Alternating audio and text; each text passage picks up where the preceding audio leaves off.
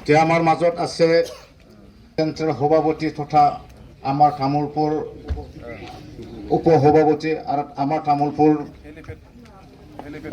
সমষ্টিৰ প্ৰাক্তন MLA ইমানুল মুছাহাৰী ছাৰক চিনাকি দিয়াৰ কাৰণে অনুৰোধ জনাইছোঁ। এতিয়া আমাৰ তামোলপুৰৰ কাৰণে খুব ভাল খবৰ। আগত তামোলপুৰ উন্নয়ন খণ্ডৰ কাৰ্যালয় আছিল, তো এই কাৰ্যালয়টো এনেকুৱা উন্নত মানদণ্ডৰ নাছিলে আৰু য'ত আছিলে এইখিনি মাটিটো যিহেতু বেলেগক হস্তান্তৰ কৰা হ'ল, তাৰ কাৰণে নতুনকৈ ভাল কাৰ্যালয় বনাবৰ বাবে আৰু ইয়াত DRDA অফিচো নাই, যিহেতু DRDA অফিচ বনাবৰ বাবে আজি শুভ উদ্বোধন কৰা হ'ল ইতিমধ্যে।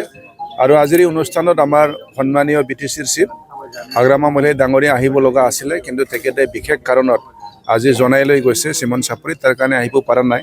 তো তেখেতৰ হৈ মই আজি এই শুভ কামটো কৰিলোঁ আৰু এইটো কাম অতি সোনকালে আৰম্ভ হ'ব। আৰু কিছু উন্নয়নৰ কথা আজি আমি আলোচনা কৰিছোঁ। এইবিলাক উন্নয়নৰ যিখিনি আৰম্ভণি এইখিনি কৰিবৰ কাৰণে আমাৰ চিফ ডাঙৰীয়া অতি সোনকালে আৰু তামোলপুৰত আহিব। গঠন হোৱাৰ লগে লগে বিশেষকৈ আমাৰ জিলাৰ ভিত্তিত যিমানবিলাক অফিচ কাছাৰী আহিব লাগে ইয়াৰ কাৰণে মাটিৰ প্ৰয়োজন হয়। কিন্তু আগে পিছে আমাৰ ব্লক ডেভেলপমেণ্ট অফিচ 1972 চনত সম্ভৱ, মই যদি পাহৰি যোৱা নাই, সুন্দৰভাৱে অফিচ চলি আছিলে, চব এষ্টাব্লিছমেণ্টটো আছে। বিল্ডিং ব্ৰাঞ্চবিলাক আমি যোৱাবাৰ ফাইনেন্স কমিশ্যন 2019ত পাইছিলোঁ, বনাইছিলোঁ। কিন্তু যোৱা আমাৰ UPPL চৰকাৰৰ সময়ত হঠাতে সমগ্ৰ ভূমি পাৰ্টিৰ নামত DLA কিছুমান, বিশেষকৈ ৰাজনীতিক পাৰ্টিৰ নামত, আৰু এক্সিষ্টিং যিখন বিল্ডিং সহকাৰে মাটি SP অফিচৰ কাৰণে হস্তান্তৰ কৰা হ'ল। SP অফিচখনো আমাক লাগে, কিন্তু ইয়াৰ কাৰণে অল্টাৰনেটিভ জাগা আমি দিব পাৰিলোঁ হয়। কিন্তু যি নহওক, গতিকে BDO অফিচখন আমি বেলেগ ঠাইত আনিব লগা হ'ল আৰু ওচৰতে 3 বিঘা মাটি পালোঁ। গতিকে আজি আমাৰ চিফ ছাৰ BTCৰ আহিব লগা আছিল, বিশেষ কাৰণে একেটা আহিব নোৱাৰিলে। আৰু আমাৰ অসমৰ কেবিনেট মন্ত্ৰী চৰণ বড়ো ডাঙৰীয়া ছাৰক আমি পালোঁ আৰু একেটাৰ হাতেৰে আমি আজি ফাউণ্ডেশ্যনটো কৰিলোঁ। গতিকে অহা 18 মাহৰ ভিতৰতে সম্পূৰ্ণ কৰা হ'ব। ইয়াৰ কাৰণে বিশেষকৈ আমাৰ BTC কৰ্তৃপক্ষক আমি ধন্যবাদ জনাইছোঁ। আৰু সেই বিষয়ে আমি অসম চৰকাৰৰ মুখ্যমন্ত্ৰী ডাঙৰীয়াকো অৱগত কৰিছোঁ আৰু একেটাৰ পৰা আমি ফাণ্ড বিচাৰিছিলোঁ, কিন্তু BTC কৰ্তৃপক্ষই সেইখিনি দায়িত্ব লৈ ল'লে।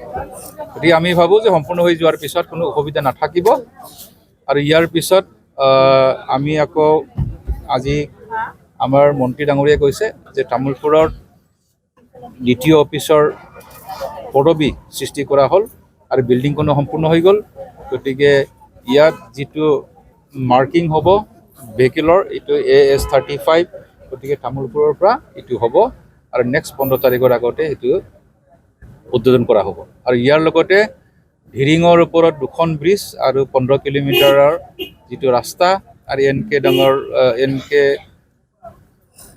মাৰ্কেটত আমাৰ এটা কমাৰ্চিয়েল হাব এপ্ৰক্সিমেটলি যেনিবা 50 crore প্লাছৰ তাত আকৌ ফাউণ্ডেশ্যন এটা হ'ব।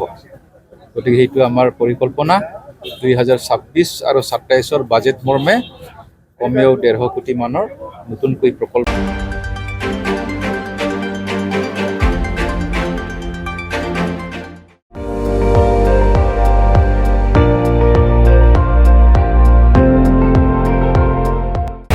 আপুনি চাই আছে ND24, সৰ্বশ্ৰেষ্ঠ নহয় সৰ্বোত্তমৰ দৌৰত।